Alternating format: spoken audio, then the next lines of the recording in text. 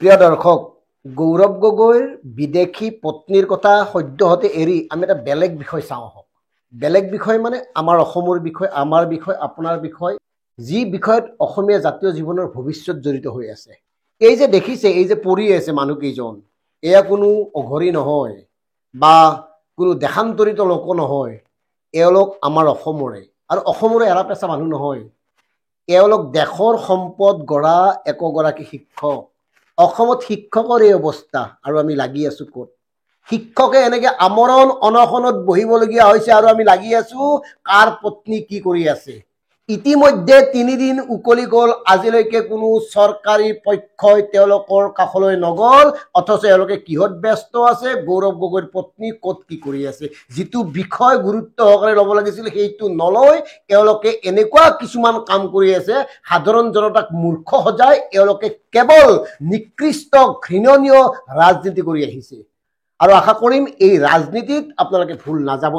এই কাৰণে নাযাব, দেশত গৃহ বিভাগ আছে, CIDক দিয়ক, CBIক দিয়ক, যাকে তাকে দিয়ক, সত্য উদ্ধাৰ কৰক। কিন্তু অসম মুলুকত কি হৈ আছে এই কথাবোৰ চাওক। এই শিক্ষকসকল নিম্ন প্ৰাথমিক আৰু প্ৰাথমিক বিদ্যালয়ৰ শিক্ষক। এওঁলোকক মাননীয় মুখ্যমন্ত্ৰী ডাঙৰীয়াই নিজ হাতে নিযুক্তি পত্ৰ বিতৰণ কৰিছিল। অৱশ্যে তেতিয়া এখেত শিক্ষামন্ত্ৰী আছিল। 1991 চনৰ পৰা 2001 চনলৈকে নিযুক্তি পোৱা এই শিক্ষকসকলৰ চাকৰি নিয়মীয়াকৰণ হোৱা নাছিল। কিন্তু 2021 চনত বৰ্তমানৰ মুখ্যমন্ত্ৰী তেতিয়া শিক্ষামন্ত্ৰী হৈ 4511 গৰাকীক নিযুক্তি দিছিল। আৰু তাৰ মাজত তেওঁ ঘোষণা কৰিছিল যে শিক্ষা বিভাগৰ কিছুমান গাফিলতিৰ বাবে প্ৰাপ্য শিক্ষকসকল বঞ্চিত হৈ আছে, গতিকে তেওঁলোকক 30 দিন বা 45 দিনৰ ভিতৰত নিযুক্তি পত্ৰ প্ৰদান কৰিব।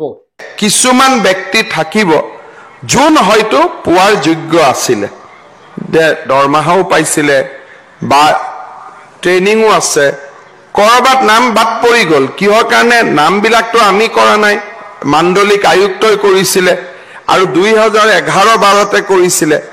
আৰু নামবিলাক আমি কেবিনেট এপ্ৰুভেলৰ পিছত এতিয়া যাওঁতে বহুত ভুলো ওলাইছে। যিসকলে মনত ভাবে যে আমিও পাব লাগিছিল, এই পৰ্টেলটোত আপোনালোকেও আবেদন কৰি দিব। মোৰ কথা হ'ল পাবলগীয়া এজনো যাতে বঞ্চিত হৈ নাযায়। হয়তো এটা দিন দেৰি হ'ব, কিন্তু আমি পাবলগীয়া সকলোকে আমি সামৰি ল'ম এমাহ বা 45 দিনৰ ভিতৰত। আৰু 4-5 বছৰ হৈ গ'ল, আজিলৈকে এওঁলোকৰ চাকৰি নিয়মীয়াকৰণ কৰা নহ'ল। ইয়াৰ বাবে দায়ী হ'ল।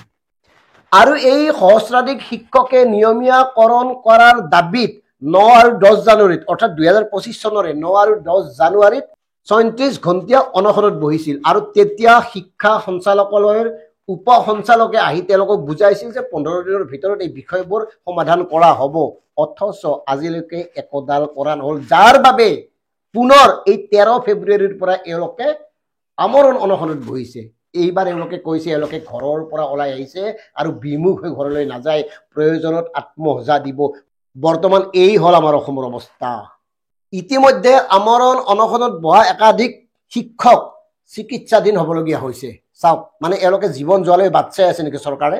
মৰক মৰিলেনো কি হ'ব? কেইহাজাৰ মানুহ মৰিব, এনেকে ভাবিছে নেকি? আৰু জাতীয় দলং গঠনসমূহ তোমালোকে তো গৰ্জন কৰি উঠিছিলা যে গৌৰৱ গগৈৰ পত্নীৰ যদি ISL লগত সম্পৰ্ক আছে তেতিয়াহ'লে তাৎক্ষণিকভাৱে গৌৰৱ গগৈ স্পষ্টীকৰণ দিয়া উচিত, কথাটো ৰাজহুৱা কৰা উচিত। তোমালোকে এই শিক্ষকসকলৰ কাষত থিয় হৈছানে? এই শিক্ষকসকল হৰি মাতিছানে? তোমালোকে জাতীয় সংগঠনৰ নামত কোনবোৰ বিষয়ত গুৰুত্ব দিব লাগিছিল আৰু কোনবোৰ বিষয়ত গুৰুত্ব দি আছা? যিখন ৰাজ্যত শিক্ষকৰে এই অৱস্থা, সেইখন ৰাজ্যৰ আৰু বেলেগ কথা কৈ লাভ আছে কিবা? এই ফাল্টু কথাবোৰ কিছুমান আলোচনা কৰি লাভ আছে? শিক্ষকৰ অৱস্থা, শিক্ষকে জাতি নিৰ্মাণ কৰে, শিক্ষকে ছাত্ৰক ভৱিষ্যতৰ সম্পদ হিচাপে গঢ়ি তোলে, আৰু সেই শিক্ষকে এনেকে আমৰণ অনশনত বহিবলগীয়া হৈছে। এই ছবিটো চাওক, শিক্ষকসকলে প্ৰাৰ্থনা কৰিছে, ভগৱানক প্ৰাৰ্থনা কৰাৰ দৰে মুখ্যমন্ত্ৰী মহোদয়ক প্ৰাৰ্থনা কৰিছে। মুখ্যমন্ত্ৰী মহোদয়, আমাৰ ফালে চাওক, আমাৰ পদসমূহ নিয়মীয়াকৰণ কৰক। ইয়াতকে আৰু দুৰ্ভাগ্যজনক কথা কিবা থাকিব পাৰেনে? তাৰ পিছতে এওঁলোকৰ গা লৰা নাই, তাৰ পিছতে এওঁলোকে কি কৰিব লাগিছিল কৰি আছে কি? এওঁলোকে কি কয়? গৌৰৱ গগৈৰ বিষয়টো কেবিনেটত আলোচনা হ'ব। আলোচনা হ'ব লাগিছিল এই বিষয়টো, শিক্ষকসকলৰ বিষয়টো কেবিনেটত আলোচনা কৰি তাৎক্ষণিক সিদ্ধান্ত দিব পাৰিব লাগিছিল। তেতিয়াহে ক'লোহেঁতেন এয়া কল্যাণকামী চৰকাৰ, তেতিয়াহে ক'লোহেঁতেন এয়া অসম আৰু অসমীয়াৰ চৰকাৰ। এই শিক্ষকসকলতো কোনো বাংলাদেশী নাগৰিক নহয়, এওঁলোক অসমীয়া। কেবিনেটত সিদ্ধান্ত লয়, কেবিনেটৰ খানা কি হ'ব চৰকাৰী কৰ্মচাৰী কি পোছাক পৰিধান কৰিব লাগিব এই বিষয়বোৰ কেবিনেটত আলোচনা হয়, অথচ আলোচনা নহয় শিক্ষকসকলৰ এই সমস্যাবোৰ। 1991 চনৰ পৰা 2001 চনলৈকে আপোনালোকেতো এওঁলোকক নিযুক্তি পত্ৰ বিতৰণ কৰিছিল আৰু মুখ্যমন্ত্ৰী ডাঙৰীয়া আপুনিতো সেইখিনি সময়ত বিভিন্ন বিভাগত আছিল, কেতিয়াবা যদি স্বাস্থ্য, কেতিয়াবা শিক্ষা, অথচ আপুনি নিযুক্তি প্ৰদান কৰা শিক্ষকসকলৰ এই অৱস্থাৰ বাবে আপুনি দায়ী হয় নে নহয়?